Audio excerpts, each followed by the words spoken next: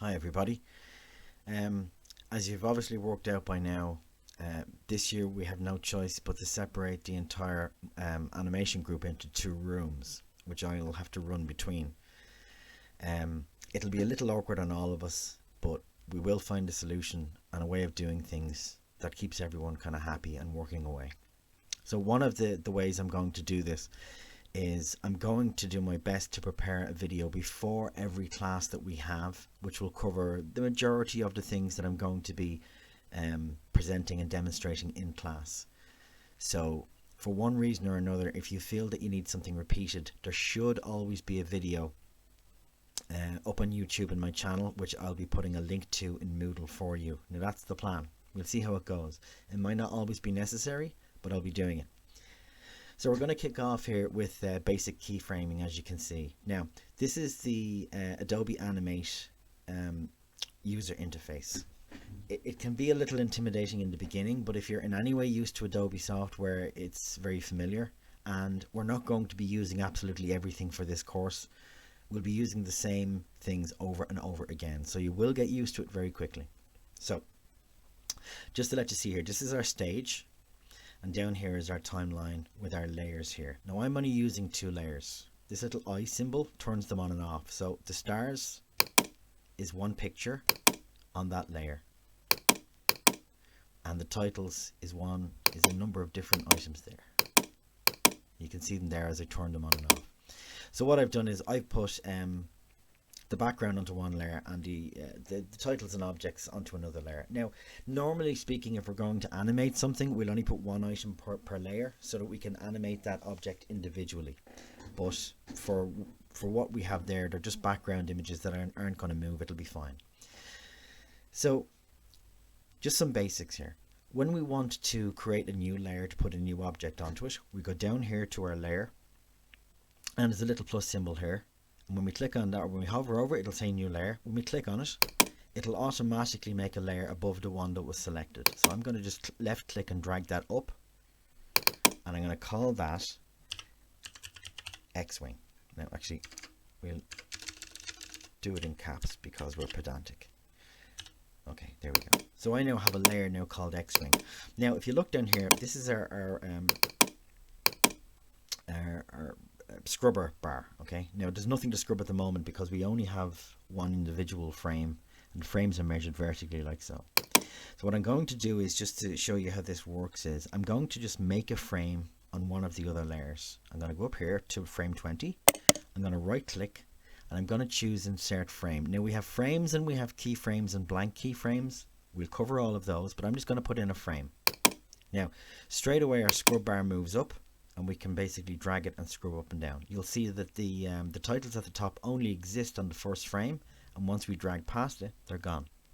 Now, you'll also see that this single frame here has a black dot, which is full, and this one up here has a black circle, which is empty. So one of them, that basically means that something has, the one with the black dot is populated, there's something on it.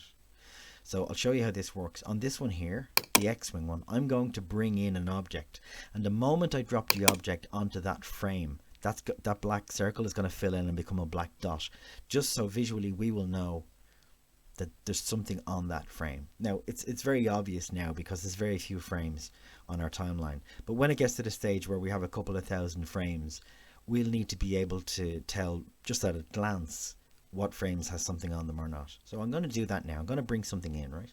So we've called it X-Wing, so we're going to bring a picture of an X-Wing ship from Star Wars in. So I'm going to click on that one frame, and that's when I drag the image and drop it, that's where it's going to go. If I was to click on this one, it would go there. So I click on that one, I go up to the top and I go File, Import to Library. Now there's a few options there, but we want to bring it into our library. Okay. Now straight away, I know I've left these images on my desktop. I'll tell you tomorrow in class where I've put them for you. They'll probably be on the common drive, but I will explain where they are. So I'm going to click on the image of my X-Wing and I'm going to say open. Now, the reason I got that message was I'd already brought these images in for myself. But over here you'll see in our properties in our library window, if I click on library, you'll see the X-Wing is there. and I get a little preview of it up the top. So all I have to do with the correct frame selected on the correct layer is left click and drag that onto the desktop, or the stage we call it, and that's it. And I can move that around. Now that's it. Now if I drag the slider up, you'll see that that frame now is a black full circle. It's not a hollow circle anymore, indicating that there's something on it. So we go back. So while we're here, let's do the other one. Let's bring in the TIE Fighter. So we make a new layer. We'll call it TIE. Press return. And again, you can see it's an empty circle down here. So I'm going to go back up, File. Now I've already imported this, so I'll get that message again. Import to library.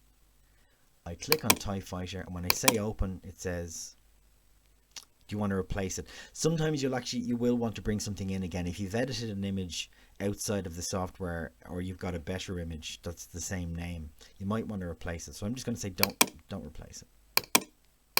So it gives me a new one.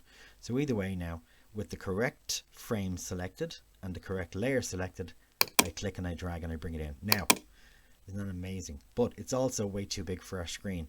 Now, in an animation, we may want it to fly towards screen, and that would look okay. But for the moment, we just want it to be manageable. So what I'm going to do is I'm going to drag it down a bit till I can see the corner here. And in order to resize this, I go to Modify, Transform, Scale. And I get a little grab handle here. If I click and drag that, I can then let go, move it up, and I can still click and drag it again. So we'll leave it at a decent size and we move it over there. Okay. We'll automatically select that one and that one. Okay.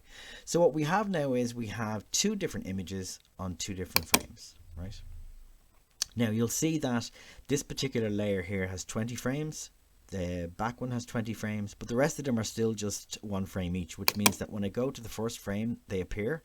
And when I move past that frame, they disappear. They just don't exist on those other frames because they're not there. But it's easily fixed. If I were to click on that frame there at the end where the other ones are, frame 20 of the X-Wing layer, and right click and go insert frame, you'll see what happens is you can't have a frame on its own on frame 20 without there being something between 2 and 19. So it automatically fills them in. So now that exists on all those frames. I'll do the same one here. On the title one, I right click and I go insert frame. There you go. So they all exist on all of those frames now. So that's straightforward enough. You want to make a frame, you right click and you go insert frame. Okay, so what I'm going to do is I'm going to animate one of those, right? Now you'll see over here there's a little eye symbol with a crossed line through it. If I want to, what I can do is I can select an entire layer like that one there, and I can hit the eye symbol. Whoa, wrong one. And I can hit the eye symbol and just make that disappear. This one up here basically hides all of the layers, but the individual ones down here hide whichever one you click on. So I can hide that, leaving me with just the TIE Fighter. So now I have a TIE Fighter here. So what I can do is this. I want to make, let's say, I want to make that TIE Fighter fly from the right hand side of the stage to the left hand side of the stage. Okay. Now there's loads of rules as regards how many frames you should take up and how quickly you should move and stuff like that. But just to get it to move, what we're going to do is I'm going to make it smaller. Now you'll see sometimes if I drag this, it can change the aspect ratio. It's not fixed. So what you do in a situation like that is you click on it and you go Modify, Transform, Scale. And then no matter what I do, it will resize it, but it will always keep the aspect ratio. So there we go. So I'm going to leave it like that and I'm going to put it down here. So at the moment, what I'm looking at there is the very first frame of that TIE Fighter. But what I want to do is I want to get, by the time I reach the 20th frame, I want it to have appeared to be flying towards camera. In other words, just getting larger essentially. So what I'm going to do is I'm going to come on down to the few frames and I'm going to right click and I'm going to choose create a motion tween. Now it's going to ask us, do we want to convert it to a symbol, which we do, and I will explain all of that in another class, but we say okay. And what we have now is we have our 20 frames which still haven't changed, but you'll see that the actual frame range has changed to yellow, indicating that its state has changed to being a tween. So I'm going to click on the 20th frame, and I'm going to drag and move that to the center of the screen. You'll see a little purple line has turned up. I'm also going to make it larger. I go modify, transform, scale.